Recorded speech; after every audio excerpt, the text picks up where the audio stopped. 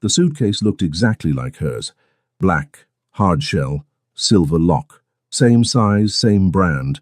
One of those generic carry-ons you could buy at any airport shop.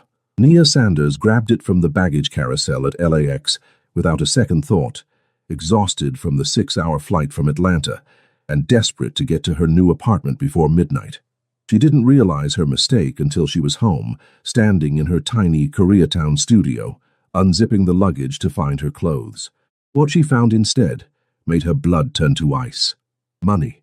Stacks and stacks of $100 bills, rubber-banded and pristine. Beneath them, folders with documents. Names, addresses, photographs, business transactions that made her stomach twist. Words like shipment, territory, and enforcement. This wasn't hers, this was someone's life. Someone's very illegal life. Nia's hands trembled as she pulled out her phone, her grandmother's cross necklace cold against her racing pulse. Call the police. That's what good people did. That's what her pastor father taught her. But before her shaking finger could dial 911, 3 sharp knocks echoed through her apartment. Then a voice, smooth and cold as winter. Open the door, Miss Sanders. We need to talk about what you took from me. Nia's breath caught in her throat. He knew her name. Whoever owned this suitcase knew exactly where she lived and who she was, and he'd found her in less than 2 hours. Her mind raced through options. Climb out the fire escape, scream for neighbors, barricade the door. But this was LA, not Atlanta. Nobody knew her here. Nobody would come. The knock came again, firmer this time. I'm not going anywhere, Miss Sanders, and neither are my associates positioned at your fire escape and in the hallway. You have 30 seconds to open this door before I lose my patience. Associates. Plural. Her eyes darted to the window. Sure enough, a shadow moved on the metal platform outside. Trapped. With trembling hands, she unlatched the door. The man standing in her doorway didn't look like a criminal. He looked like he'd stepped out of a fashion magazine. Tall, devastatingly handsome, dressed in a crisp white shirt with 4 buttons undone, revealing smooth skin and the edge of something dark inked into his neck. His face was all sharp angles and cold beauty, dark eyes that assessed her with predatory calm. Behind him stood 2 massive men in dark suits, hands folded, expressions blank. May I come in? His English was perfect, American-born, but carried an edge of something else. Authority, danger. Nia's voice barely worked. Who are you? Kang Jin-woo. He stepped forward without waiting for permission, forcing her to back into her own apartment. His men remained outside, and he closed the door behind him with a quiet click. And you, Miss Nia Sanders, 27 years old, graphic designer from Atlanta, Georgia, have something that belongs to me. Her pulse hammered. He knew everything. I didn't mean to, it was an accident. The suitcases looked the same. I just grabbed the wrong one. I know. His gaze swept her small studio, taking in the modest furniture, the boxes still unpacked from her move, the open suitcase on her bed with its incriminating contents. When his eyes returned to her, something flickered in their depths. You don't look like a thief. I'm not. The words came out stronger than she felt. I was about to call the police when you knocked. That made him smile, but there was no warmth in it. Were you? Yes. She lifted her chin even as fear coiled through her stomach. Her father always said honesty was the best policy. I don't want anything to do with whatever this is. Jin-woo moved closer, and Nia forced herself not to retreat. He was tall. She had to tilt her head back to meet his eyes. This close she could see the tattoo clearly. A black tiger, rendered in intricate detail, wrapping around the left side of his neck from his collarbone to behind his ear. Beautiful and terrifying. That suitcase contains $5 million, he said quietly, and documents that detail operations across the West Coast. You've seen my face. You know my name. You've read those files. Don't lie. I can see it in your eyes. You know exactly what kind of man I am now. She did. Drug trafficking, money laundering, territory disputes, violence implied in every carefully worded line. This man controlled an empire built on things that made her soul recoil. I won't tell anyone, she whispered. I'll give everything back. I'll forget I ever saw it. Please, I just want to go back to my normal life. You can't. The finality in his voice made her chest tighten. The moment you opened that suitcase, your normal life ended. You're a witness now, Miss Sanders, and witnesses are problematic. Terror spiked through her. You're going to kill me." She expected him to lie, to reassure her. Instead, Jin-woo studied her face with unsettling intensity. "I should. It would be the smart thing to do. Clean, simple, no loose ends." Nia's legs nearly gave out. Her hand instinctively reached for the cross at her throat, a desperate prayer forming in her mind. "But I don't kill innocent people." His voice softened slightly, though his expression remained unreadable. "You made a mistake, an honest one. That's not worth a death sentence." Relief and confusion warred inside her. "Then, what? You stay close, under my watch, until I'm certain you won't run to the authorities." He gestured toward her apartment with casual elegance. "You can't stay here. This address is compromised. Anyone tracking that suitcase knows about this location. You'll move into one of my properties. You'll go nowhere without my knowledge. You'll speak to no one about what you've seen. You're kidnapping me." Disbelief sharpened her voice. "I'm protecting my interests."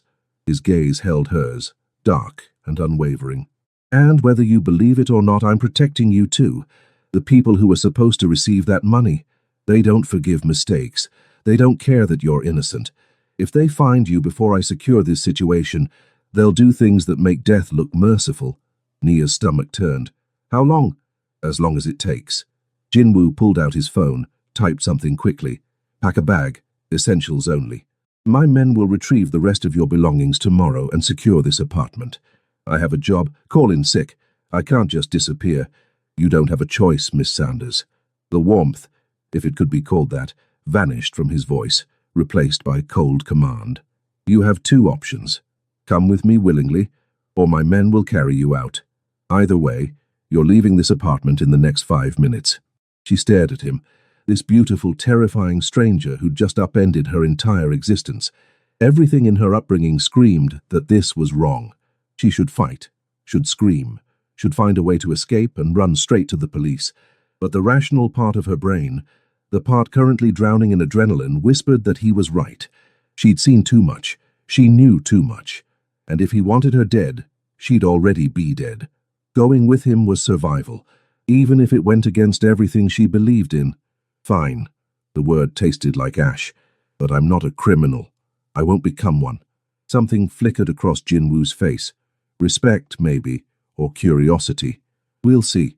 He gestured toward her closet, then positioned himself by the window, giving her space but making his presence unmistakable. As Nia grabbed a duffel bag with shaking hands and started throwing clothes inside, her mind raced. The money. She hadn't told him she hadn't touched it. Hadn't spent a single dollar. That was good, right? Proof of her character. Maybe if she kept it safe, returned it exactly as she found it, he'd see she wasn't a threat. Maybe he'd let her go. She caught his reflection in her mirror as she packed. He stood perfectly still, phone in hand, utterly calm. Like kidnapping terrified women was just another Tuesday night. Who was she kidding? Men like Kang Jin-woo didn't let witnesses go. They eliminated problems. But he said he didn't kill innocent people. She had to believe that, had to cling to it, because right now, it was the only thing standing between her and a nightmare she couldn't wake up from. "Time's up," Jin-woo's voice cut through her spiraling thoughts. "Let's go." Nia zipped the bag, grabbed her purse, and took one last look at her apartment. Her fresh start, her new beginning, now tainted by a mistake that might cost her everything. When she stepped into the hallway, flanked by Jin-woo and his silent guards, she felt the weight of her old life slipping away, and the terrifying unknown of her new one closing in. The car was exactly what Nia expected. Sleek, black, expensive. Tinted windows that hid everything inside from the outside world. One of Jin-woo's men held the door open, and she slid into the leather back seat, her duffel bag clutched to her chest like a shield. Jin-woo settled beside her with fluid grace, too close in the confined space. She pressed herself against the opposite door, trying to maintain distance, but his presence filled every inch of air. The driver pulled into LA traffic without a word. "Where are we going?" Nia's voice sounded small. "Somewhere safe." Jin-woo glanced at his phone, scrolling through messages with practiced efficiency. "My penthouse downtown. 32nd floor. Security, privacy, and a view that might help you feel less like a prisoner." "But I am a prisoner." He looked up, dark eyes meeting hers. "You're under protection." There's a difference. Is there? She couldn't keep the bitterness from her voice. You said I can't leave, can't talk to anyone, can't go back to my life. That sounds like prison to me. Prison doesn't have a gourmet kitchen, a private gym, and a bathroom bigger than your entire apartment. His tone was matter-of-fact, not boastful. I'm not a monster, Miss Sanders. You'll be comfortable. Comfort doesn't make it freedom. No, he agreed quietly. It doesn't. Silence stretched between them, broken only by the hum of the engine and the distant sounds of the city. Nia watched the lights blur past, her mind still reeling. 24 hours ago, she was unpacking boxes and excited about her new job. Now she was in a mobster's car, heading to his penthouse with no idea when or if she'd ever get her life back. Why Atlanta? Jinwoo's question startled her. What? You moved from Atlanta to LA 2 weeks ago. Why? She hesitated. Answering felt like giving him power, but refusing felt dangerous. I got a job offer. Graphic design for a non-profit that helps homeless youth. It seemed like a good opportunity. A fresh start. Noble work. Was that mockery in his voice? She couldn't tell. It's important work, she corrected, defensive. Helping people who need it. And your family. They supported this move. My family. She stopped, realizing what he was doing. Getting information. Learning her weak points. Why does it matter? Because everything matters when assessing risk. He tucked his phone away, giving her his full attention. The weight of his gaze made her skin prickle. Your father is a pastor. Your mother teaches elementary school. You have 2 younger siblings, both still in college. You grew up in a tight-knit community, attended church every Sunday, never even got a parking ticket. You're about as far from my world as a person can get. The fact that he knew all of this made her feel violated and exposed. You investigated me. Of course I did. The moment my men identified who took the suitcase, I learned everything about you. His expression didn't change. I know you're not a threat, Miss Sanders. You're exactly what you appear to be. An honest woman who made an honest mistake. That's why you're still breathing. How comforting, she muttered. It should be. He leaned back, somehow making even that movement look elegant. Most people in your situation wouldn't get this courtesy. This courtesy? Anger flared, hot and sudden, burning through her fear. You've kidnapped me, threatened me, and torn apart my entire life because I accidentally grabbed the wrong suitcase. Don't act like you're doing me a favor. She expected rage, violence, the cold cruelty she'd read about in those documents. Instead, Jinwoo's lips curved into something that almost resembled a smile. There it is. What? The fire. His eyes held something new. Interest, genuine and unsettling. You've been terrified since I walked through your door. Understandable. But underneath that fear, you're angry. That's good. Angry people fight. Scared people break. I'm both, she admitted, hating how her voice shook. I know. The almost smile faded. But you'll survive this, Miss Sanders. I'll make sure of it. Before she could respond, the car pulled into an underground garage beneath a gleaming high-rise. The driver parked in a private section cordoned off with security barriers, and Jinwoo's men materialized from nowhere to sweep the area. Jinwoo exited first, then offered his hand to help her out. Nia ignored it, climbing out on her own. His hand dropped, but she caught a flicker of amusement in his expression. The elevator ride was silent and swift. 32 floors passed in seconds, and when the doors opened, they revealed a private foyer with a single door. Jinwoo pressed his thumb to a biometric scanner. The lock disengaged with a soft beep. Welcome to your temporary home. The penthouse stole her breath. Floor-to-ceiling windows showcased the LA skyline, glittering like fallen stars. Modern furniture in blacks and grays, minimalist and expensive. An open kitchen with marble countertops. Art on the walls that probably cost more than her entire life savings. It was beautiful, intimidating, and nothing like her. Guest room is down that hall, second door on the left. Jinwoo moved to the kitchen, rolling up his sleeves with casual confidence. Bathroom attached. Everything you need should be there. But if something's missing, tell me. Nia stood frozen in the foyer, clutching her bag. Where will you be? Here. He pulled a bottle of whiskey from a cabinet, poured 2 fingers into a glass. This is my home. Of course it was. She'd be living with him, sleeping under the same roof as a criminal.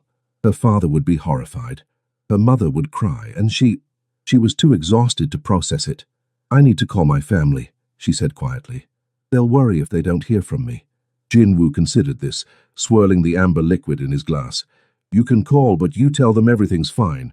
You're busy with work. You'll reach out soon. Nothing about me, nothing about your situation. Understood? She nodded, though resentment burned in her chest. And Miss Sanders? He met her eyes over the rim of his glass. Don't try to signal for help. Don't use code words. Don't do anything clever. I'll be listening. And if I think for 1 second you're compromising my security, this arrangement ends immediately. The threat hung in the air between them. I understand, she whispered. Good. He gestured toward the hallway. Get some rest. Tomorrow, we'll discuss the rules in detail. Nia didn't need to be told twice.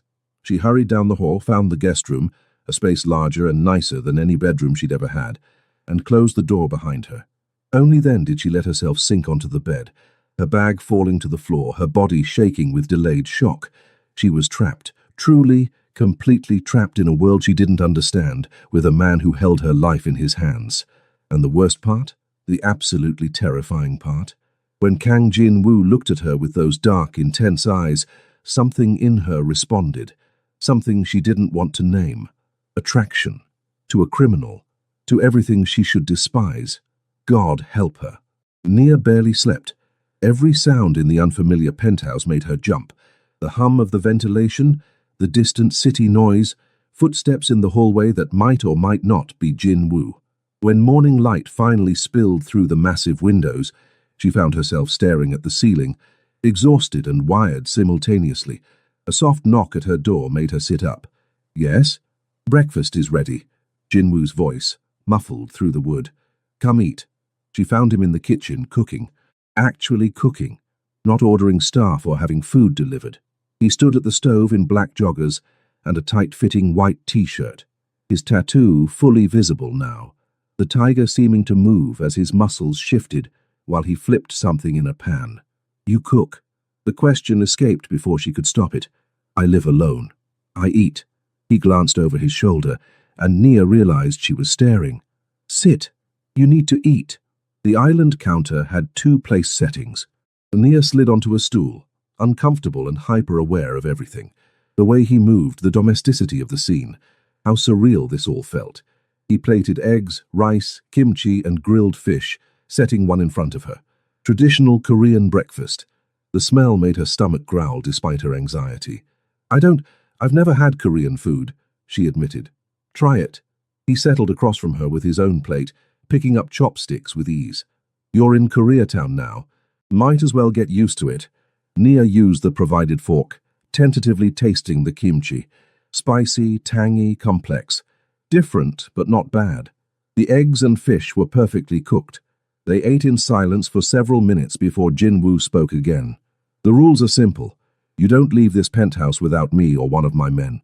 You don't contact anyone without my permission. You don't ask questions about my business. You stay out of my office. He ticked each point off with calm precision. In return, you'll be safe, comfortable, and alive. Fair? Nothing about this is fair. But she nodded anyway because what choice did she have? Your job, I've handled it. You're on an indefinite leave due to a family emergency. They were understanding. He sipped his coffee. Your apartment rent is paid through the end of your lease. Your belongings will be moved to storage. To the outside world, you're simply dealing with a personal crisis back home. The efficiency with which he'd dismantled her life was terrifying. And when this is over, when you decide I'm not a threat anymore, you go back to your life, or what's left of it. His gaze was steady, unreadable. I'm not interested in destroying you, Miss Sanders. I just need time to ensure you're not going to destroy me. I already told you. Words are easy. He set down his cup with a soft click. Trust is earned. Right now, I don't trust you not to run to the police the second I let my guard down. And you don't trust me not to kill you once you're no longer useful. We're at an impasse. He wasn't wrong. Nia set down her fork, appetite gone despite the good food. So, what happens now? Now you wait. You stay here. You behave. Jin-woo stood, clearing their plates with surprising domesticity. I have business to attend to today. Yon will be stationed outside the penthouse. Don't try to leave. Don't try anything stupid. There are cameras everywhere. The reminder that she was under surveillance made her skin crawl. Can I at least have my phone? She'd noticed it missing from her purse this morning. No. He rinsed the dishes, his back to her. Not yet. Maybe not ever. Depends on how well you adapt to this situation. Adapt. As if she could just adjust to being a prisoner. As if this was normal. Jinwoo turned, leaning against the counter with crossed arms. In the morning light, he looked younger, less intimidating, almost human. I know this is hard for you. I know you're scared and angry and you want to go home. But you need to understand something. The moment you opened that suitcase, you became a liability. Not just to me, but to a lot of very dangerous people. If I let you go right now, you'd be dead within 48 hours. The people who wanted that money, she said quietly. The Cheong faction. Korean gang that's been trying to eliminate me for 3 years. His expression darkened. They've been watching my movements, tracking my shipments. They know something went wrong at the airport. And they have resources, people everywhere, eyes on everything. If they find out about you, they'll use you to get to me. Nia's blood ran cold. So I'm bait. You're a weakness I can't afford. He pushed off the counter, moving closer. But I won't let them touch you. As long as you're with me, you're untouchable. That's the deal. She looked up at him, this man who was simultaneously her captor and her protector. The contradiction made her head spin. Why do you care? If I'm such a liability, why not just get rid of the problem? Jinwoo was silent for a long moment, his dark eyes searching her face. When he spoke, his voice was quieter. Because you don't deserve to die for an accident. Because you're innocent. And because... He paused, jaw tightening. Because I'm trying to be better than my father was. The vulnerability in that admission shocked her. Before she could respond, his phone buzzed. He checked it, and his entire demeanor shifted, back to the cold, controlled mobster. I have to go. Behave yourself, Miss Sanders. He grabbed a jacket from the back of a chair, checking a gun holstered at his hip with practiced ease. The casual violence of it made Nia's stomach turn. Jinwoo. His name felt strange on her tongue. He paused at the door, looking back. The money, she said carefully. It's still in the suitcase. I didn't touch it. Didn't spend any. I was going to return all of it. I wanted you to know that. Something shifted in his expression. Surprise, maybe, or reassessment. I know, I checked. Then you know I'm not a thief. I know you're not stupid enough to steal from me. But his tone had softened slightly. Doesn't mean I trust you yet. The door closed behind him with a quiet finality, and Nia was alone. She wandered the penthouse like a ghost, examining her cage. The windows didn't open. Safety feature or prison design, she couldn't tell. The doors all required biometric scans or codes she didn't have. Even the elevator was locked without proper clearance. In Jinwoo's office, which she entered despite his warning, because what was he going to do, kidnap her twice? She found the suitcase. Her suitcase. The real one. Her clothes, her toiletries, her sketchbook. Everything exactly as she'd packed it. Which meant he'd already retrieved the luggage mix-up from the airport, had already fixed the problem before even coming to her apartment. He could have just taken his money and disappeared. Let her wonder, let her worry, let her eventually report it and deal with the authorities. Instead, he'd come for her, warned her, protected her from threats she didn't even know existed. Nia sank into the leather chair behind his desk, her mind reeling. Nothing about this made sense. Nothing about him made sense. Criminals were supposed to be simple, bad guys, monsters. But Kang Jinwoo cooked breakfast, spoke of honor, and claimed to protect innocence. And God help her, she was starting to believe him. Her eyes fell on a photograph on his desk, the only personal item in the Stark office. A family photo. A younger Jinwoo, maybe 12 years old, standing between an elegant Korean woman and a stern-faced man in an expensive suit. His parents, both dead now, according to the documents she'd read. His father murdered by rivals. His mother died of cancer shortly after. He'd been 25 when he inherited an empire built on blood and violence, still just a kid himself in some ways. Nia heard the elevator ding in the distance, Jinwoo returning, or one of his men checking in. She carefully replaced the photo and slipped out of the office, her heart pounding with guilt and something else. Curiosity. Dangerous, foolish curiosity about a man she should only fear. 3 days passed in surreal monotony. Jinwoo came and went at odd hours. Sometimes he'd be gone all day, returning late with blood on his shirt, blood he'd immediately disappear to wash away, never mentioning it, never explaining. Other times he'd work from home, locked in his office for hours, his voice a low murmur through the door as he conducted business in rapid Korean. Nia existed in limbo. She watched TV, sketched in her notebook, tried not to think about her life falling apart outside these walls, but she was going stir-crazy. On the fourth morning, she found Jin Woo at the kitchen counter, reading something on his tablet, a cup of coffee steaming beside him. He wore his signature white shirt, 4 buttons undone, the tiger tattoo stark against his skin. She'd stopped being quite so afraid of him. Maybe that was dangerous. "I need to go outside," she announced. He glanced up, one eyebrow raised. "No, I'm not asking permission. I'm telling you, I need fresh air, sunlight, something other than these 4 walls, or I'm going to lose my mind." "You'll survive." "Will I?" She moved closer, frustration overriding caution. "You say you're not a monster, that you're protecting me, but keeping me locked up like an animal isn't protection, it's cruelty." Jin Woo set down the tablet with deliberate care. "You think I'm being cruel? I think you're being controlling. There's a difference between keeping me safe and keeping me prisoner." He stood, and suddenly the space between them felt charged. Dangerous. "You want to go outside? Fine. But you go where I say, when I say, with who I say. And if you try anything, I won't." She met his gaze, refusing to back down. "I'm not stupid. I know what's at stake." For a long moment, they stared at each other. Then Jin Woo pulled out his phone. "Get dressed. Something nice. We're going out." 30 minutes later, Nia found herself in the back of his car again, but this time the atmosphere was different. Less kidnapping, more something else. Jin Woo sat beside her in a tailored suit, looking every inch the wealthy businessman rather than the mobster she knew him to be. "Where are we going?" she asked, as the car wove through downtown traffic. "You wanted outside. I'm giving you outside." He glanced at her, and she realized she'd chosen a sundress. Yellow, modest, the only nice thing she'd packed.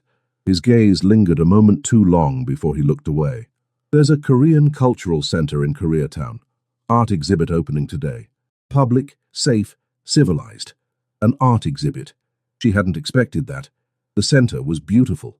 Modern architecture blended with traditional Korean design elements. Inside, the walls displayed stunning contemporary art by Korean-American artists, each piece exploring identity, heritage, and belonging. Jin Woo's hand settled on the small of her back as they entered, a possessive gesture that sent confusing signals through her nervous system. To anyone watching, they looked like a couple. Wealthy, polished, normal. "Stay close," he murmured near her ear, "and don't wander." But he let her look at the art, really look at it. And as they moved through the exhibit, something unexpected happened. He started talking about the pieces, explaining techniques, discussing themes, revealing a depth of knowledge that surprised her. "You know art," she said, stopping before a particularly striking painting of a tiger, vibrant, fierce, caught mid-roar. "My mother was a painter." His voice softened. "She taught me to see beyond the surface, to understand what the artist was trying to say." Nia looked at him, this complicated man beside her. "The tattoo, is it for her?" His jaw tightened, but he nodded. "She called me her little tiger, said I had fire in my soul." His hand touched his neck briefly, unconsciously. "When she died, I got this. To remember, to honor her." The vulnerability in his admission made her chest ache. "She'd be proud of you." "Would she?" Bitterness crept into his tone. "I run an empire built on violence. I've done things that would make her ashamed. I'm nothing like the son she wanted me to be. But you're trying." The words came out before Nia could stop them. "You said it yourself. You're trying to be better than your father. That counts for something." Jin Woo's gaze found hers, dark and intense. "Does it? To you?" She didn't know how to answer that. Shouldn't answer that. This man was her captor. The reason her life was in shambles. She should hate him. But standing here, surrounded by art and culture, and his unexpected softness, hate felt very far away. "I think," she said carefully, "that people are more complicated than good or evil. I think we're all just trying to survive with the choices we've been given." "And what about the choices we make?" His voice dropped lower. "Don't those define us?" "Maybe. But so does what we do after. How we try to fix our mistakes." She turned back to the painting, unable to hold his gaze any longer. "You could have killed me that first night. You didn't. That choice matters." Silence stretched between them, heavy with unspoken things. Then Jin Woo's phone buzzed. He checked it, and his entire body went rigid. "We need to leave. Now." The urgency in his voice spiked her pulse. "What's wrong?" "Not here." His hand gripped her elbow, guiding her toward the exit with swift purpose. His other hand moved to his jacket, to the gun she knew he carried. They were 10 feet from the door when it burst open. Men flooded in, 4, 5, 6, wearing leather and rage. Korean, heavily tattooed, armed with visible weapons. Museum visitors screamed, scattering, and their eyes locked on Jin Woo. "Kang Jin Woo," the leader sneered, speaking in Korean but switching to English. "We've been looking for you." Jin Woo moved instantly, shoving Nia behind him, his body a shield between her and the threat. "Cheong Min Jun, this is a public place. Innocent people are here." "We don't care about innocent people." Min Jun's gaze slid to Nia, cruel and assessing. "Who's the girl, Kang? New toy? She's pretty. Would be a shame if something happened to her." Terror seized Nia's throat. "Touch her, and I'll kill every single one of you." Jin Woo's voice was death itself, cold, final, absolutely sincere. Min Jun laughed. "Big words. You're outnumbered, and we've been waiting a long time for this." Everything happened at once. Jin Woo drew his gun. The Cheong men raised theirs. Someone screamed, and Nia felt herself being yanked backward, through a side door, as gunfire erupted behind her. She stumbled into the arms of Yon, Jin Woo's guard, who must have been shadowing them the whole time. "Move!" he barked, dragging her through a back hallway. More gunshots, shouting, the sound of bodies hitting the floor. "Jin Woo," Nia tried to turn back. "He can handle himself. My job is you." Yon hauled her outside into blinding sunlight, practically throwing her into a waiting car. The driver peeled out before she'd even closed the door. Nia twisted in her seat, staring back at the cultural center. Smoke, chaos, police sirens wailing in the distance, and Jin Woo still inside, fighting for his life. Because of her. Because he'd taken her outside. Because he'd tried to give her something normal, and it had turned into a nightmare. "He'll be okay," Yon said from the front seat, though tension laced his voice. "Boss always survives." But Nia couldn't breathe, couldn't think. All she could see was Jin Woo shoving her behind him, making himself a target, protecting her without hesitation. The man who'd kidnapped her, who'd destroyed her normal life, who was also, somehow, the only thing standing between her and death. And God help her. All she wanted was for him to survive. They took her to a different safe house, a luxury condo in Santa Monica, oceanfront, heavily guarded. Yon and 3 other men stood watch while Nia paced the living room like a caged animal, her mind racing with horrible possibilities. Jin Woo was dead, arrested, wounded. She didn't know, and the not knowing was torture. Hours passed. The sun set over the Pacific, painting the sky in violent oranges and reds. Still no word. Then finally the door opened. Jin Woo walked in, and relief hit Nia so hard she nearly collapsed. He was alive. Blood spattered, his white shirt torn and filthy, a cut above his eyebrow. But alive. "You're okay," she breathed. He stopped, looking at her with an unreadable expression. "You sound surprised."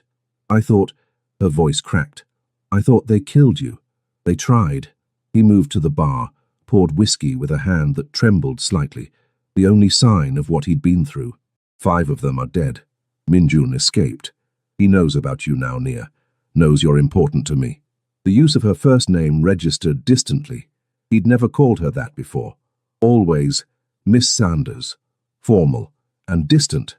"I'm sorry," she whispered. "For what?" He downed the whiskey in one swallow. "For asking to go out. For making you vulnerable. If I'd just stayed here, they would have found another opportunity." Jin Woo set down the glass with a sharp click. "This isn't your fault. It's mine. I knew the risks and I took you anyway because you asked. Because I wanted—" He cut himself off, jaw clenching. "Wanted what?" He looked at her then, really looked at her, and the intensity in his gaze stole her breath. "To give you something. A few hours of normal. To see you smile at art instead of flinch away from me. I wanted to be something other than your captor for a few goddamn hours." The rawness in his voice cracked something inside her. "Jin Woo, you should hate me." He moved closer and she could smell gunpowder and blood and his cologne underneath it all. I've destroyed your life, taken everything from you. Why don't you hate me? I do. But the words came out wrong, unconvincing. I should. I want to. But you don't. He was close now, too close, towering over her with barely contained emotion. Say it. Tell me you hate me. I can't, she admitted, the truth tearing out of her. I don't know what I feel anymore. You've confused everything. You're a criminal, a killer, everything I was raised to despise. But you also cook me breakfast and talk about art and protect me with your own body, and I don't know what to do with that. I don't know how to hate you when you keep showing me pieces of yourself that are good. There's nothing good in me. But he lifted his hand, fingers barely touching her cheek, the gesture achingly gentle. You're wrong about me, Nia. If you knew the things I've done, I've read the files, remember? She didn't pull away from his touch, couldn't. I know exactly what you are, and I'm still standing here. Something broke in his expression. Control, maybe, or the walls he'd built around whatever he felt. You took something that belongs to me, he said, his voice rough, repeating the words she'd heard that first night. But the meaning had changed. This wasn't about the money anymore. They both knew it. I didn't mean to, she whispered. I know. His thumb brushed her cheekbone, and heat flooded through her. But I'm keeping it anyway. Keeping you. I won't let anyone hurt you, Nia. Not the Cheong faction, not anyone. You're mine to protect now. That's not... You can't just claim me... I already have. His forehead touched hers, and Nia's eyes fluttered closed. The moment I chose not to kill you. The moment I brought you into my home. The moment I put myself between you and bullets. You're mine, and I'm... His breath hitched. I'm yours, God help us both. She should protest, should push him away. Everything she believed, everything she was raised to value, screamed that this was wrong. But his lips found hers, and nothing had ever felt more right. The kiss was desperate, fierce, full of all the fear and confusion and impossible feelings that had been building between them.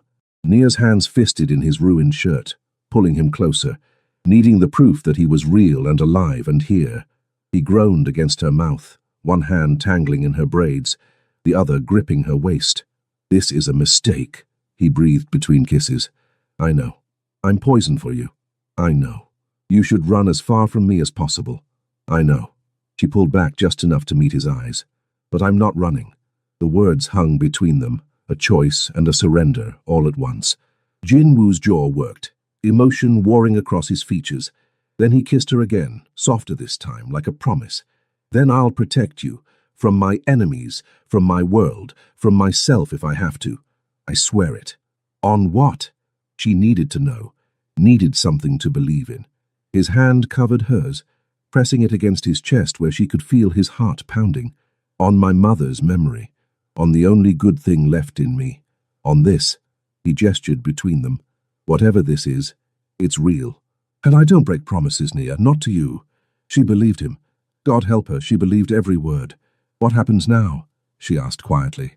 Now, we end this. Steel entered his voice, the cold mobster resurfacing. The Cheong faction wants war. I'll give them war. But first I get you somewhere they can never reach you. Somewhere safe. Where? A grim smile touched his lips. Somewhere even Minjun won't look. With people I trust. He stepped back, creating distance, and she immediately missed his warmth. Pack your things, we leave in an hour. Where are you going? To prepare for what comes next. He headed for the door, then paused, looking back at her. Nia, thank you. For what? For not hating me. Even though you should. His expression softened. For making me want to be the man my mother hoped I'd become. Then he was gone, leaving Nia standing in the middle of the living room, her lips still tingling from his kiss, her world more upside down than ever. She'd fallen for her captor, for a criminal, for a man who dealt in violence and blood, but he'd also fallen for her, and somehow, impossibly, that made all the difference, even if it destroyed them both in the end. 3 months later, Nia stood in the kitchen of Jin Woo's penthouse, their penthouse now, preparing dinner, traditional Korean food that he'd taught her to make, mixed with soul food recipes from her grandmother, a fusion that somehow worked. Like everything else in her impossible new life, the Cheong faction was gone, dismantled in a series of calculated strikes that Jin Woo executed with cold precision. Minjun was dead, his organization scattered, and Jinwoo had emerged even more powerful, more feared, but also changed. He'd started legitimizing parts of his business, investing in community programs in Koreatown, using his power for something other than pure profit and territory. "Because of you," he'd said when she asked. "Because you make me want to be better." Nia heard the elevator, then his footsteps, arms wrapped around her waist from behind, and she leaned back into Jinwoo's embrace. "Smells good," he murmured against her neck. "You're early. Wanted to come home." He turned her in his arms, and the love in his eyes still took her breath away. "Wanted to see you." She'd called her family last month, told them an edited version of the truth. She'd met someone, fallen in love. Her life had changed.